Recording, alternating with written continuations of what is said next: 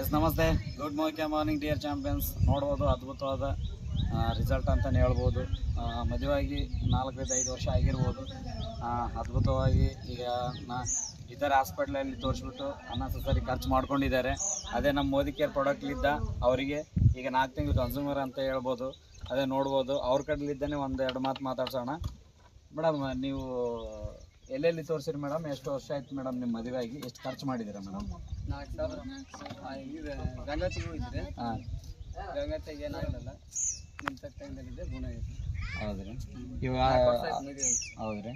ಇವಾಗ ಯೂಸ್ ಮಾಡೋದ್ರಿಂದ ನಿಮಗೆ ಒಳ್ಳೆ ರಿಸಲ್ಟ್ ಬಂದಿದೆ. ಹೌದ್ರಿ. ಇವಾಗ ಎಷ್ಟು ತಿಂಗಳು ಅಂತ ಹೇಳಿದ್ರೆ ಮೇಡಮ್ ನಿಮಗೆ? 4 ತಿಂಗಳು ಅಂತ ಹೇಳಿದ್ರೆ ಮೇಡಮ್. ನೀವು ಎಷ್ಟು ತಿಂಗಳಿಂದ ತೊಗೊಳ್ತಾ ಇದ್ದೀರಾ ನಮ್ಮ ಮೆಡಿಸನ್ನು?